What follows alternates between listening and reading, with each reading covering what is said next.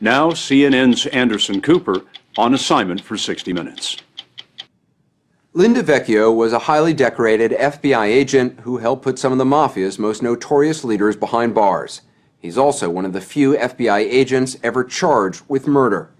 It was his relationship with a violent mob informant known as the Grim Reaper that got him and the FBI in trouble.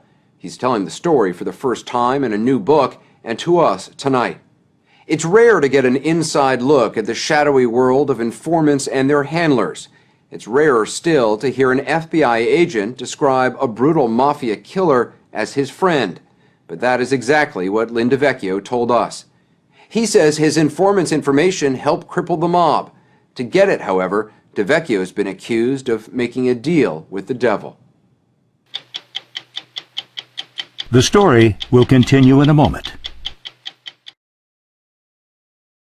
I didn't make any bargains with the devil. I wasn't dancing with the devil. I was dancing with a guy that was very close to the devil. He was a tough guy, but that was what they were paying me to do. I got close to members of organized crime so we could eliminate them. Do you feel like you walked up to the line? Yeah.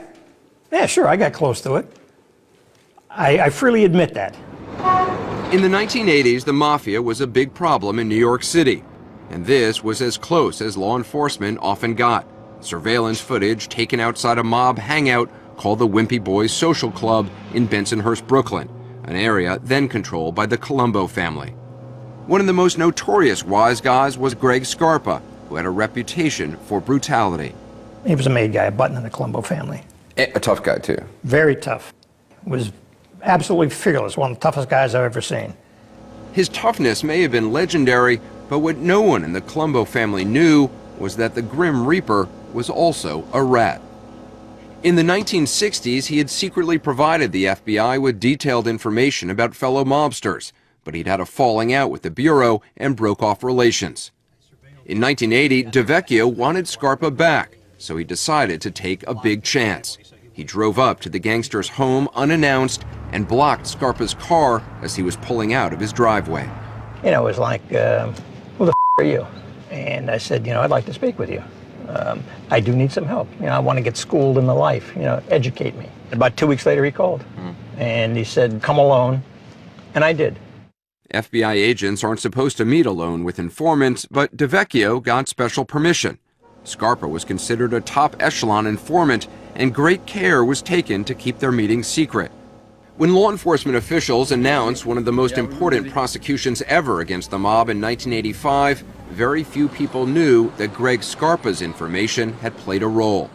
It was called the Commission Case. This is a great day for law enforcement. And it not only catapulted a young prosecutor named Rudy Giuliani into the limelight, it also sent the heads of 3 of the 5 crime families away for life.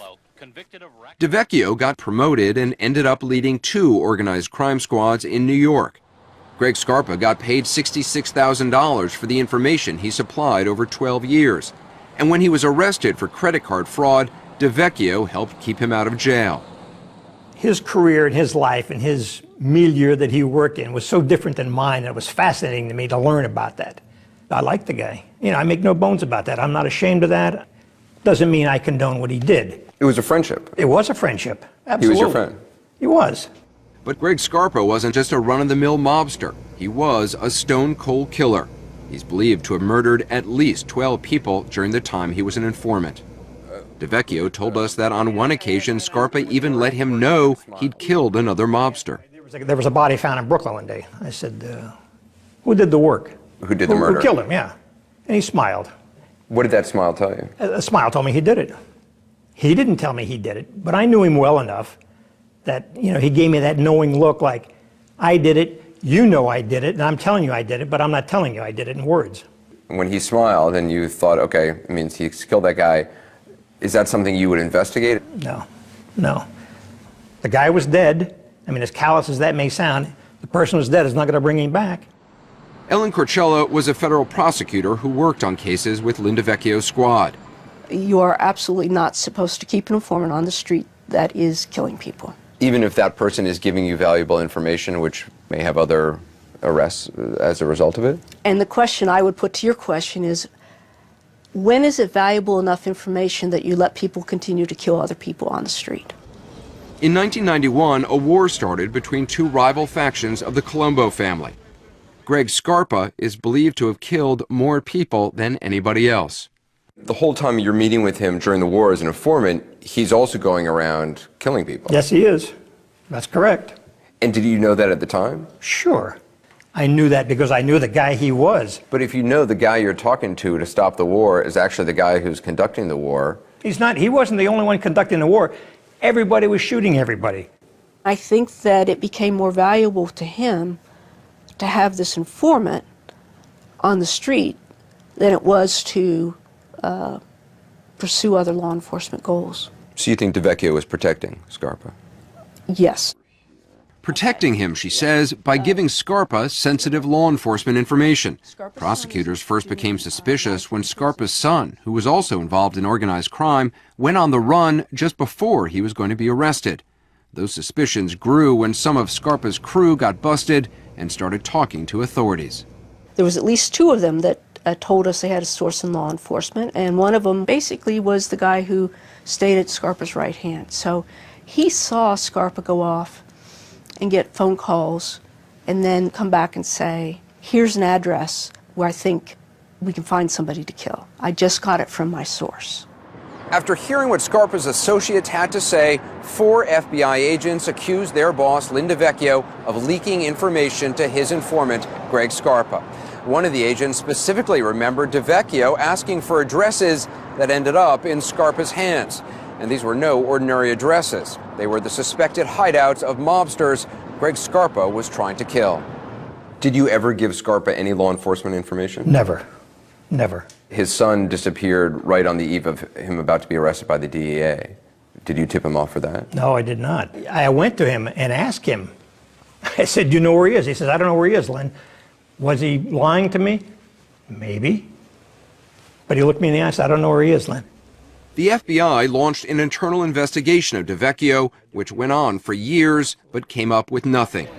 In 2006, however, the Brooklyn District Attorney charged DeVecchio with murder, accusing him of telling Scarpa who to kill and where to find them. The Brooklyn District Attorney's case fell apart when a key witness was thoroughly discredited during the trial. Former FBI agents who supported DeVecchio applauded as the charges were dismissed. But the judge who released DeVecchio criticized him and the FBI for making a, quote, deal with the devil, letting Scarpa get away with his crimes for close to 15 years. DeVecchio retired from the FBI in 1996 and now runs a private investigations business in Florida. He feels he's been wrongly accused and unfairly maligned, which is why he's written a book and is speaking to us. We effectively broke the back of organized crime by using people such as Gregory Scarpa. You basically gave this guy a pass because he was giving you good information. If that's a perception that people have, so be it. I can't change their mind. But is that the truth?